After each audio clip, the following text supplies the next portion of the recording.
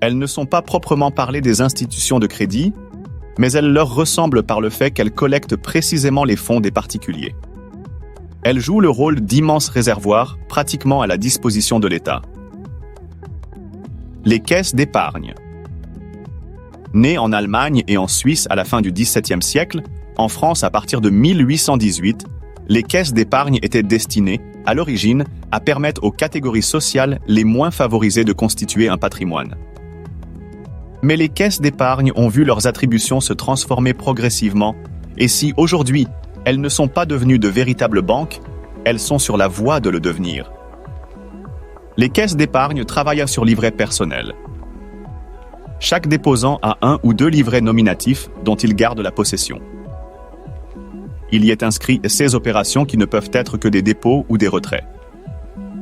Ces livrets se caractérisent par l'existence d'un plafond de dépôt fixé pour ne pas attirer la grosse épargne.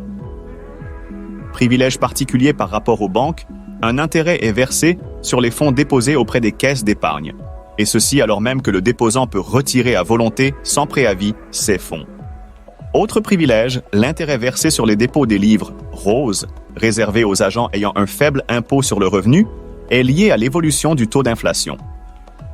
Ces caractéristiques font des caisses d'épargne des organismes vraiment particuliers dont le montant des ressources collectées est considérable, puis qu'ils représentent plus de 40% de l'ensemble des placements liquides ou à court terme.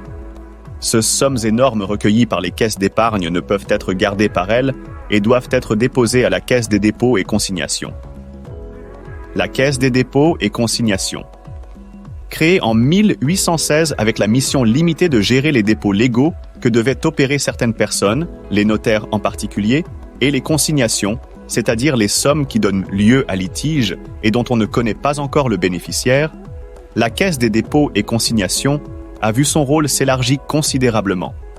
Elle est devenue un véritable organisme de collecte de l'épargne et constitue une manifestation des plus notoires du capitalisme d'État. Pérou. On veut dire par là qu'elle utilise à la fois les prêts, comme le fait le capitalisme privé, mais à l'échelle de l'État. La CDC, à travers sa filiale, la Caisse d'aide à l'équipement des collectivités locales, CAECIM, fait des prêts à court, moyen et long terme, équipements scolaires, construction de logements, développement industriel, etc. La CDC dispose d'un énorme potentiel de placement qui donne la possibilité d'agir sur le marché financier comme sur le marché immobilier. Institut d'État, elle rend au Trésor des services considérables. Le service des chèques postaux.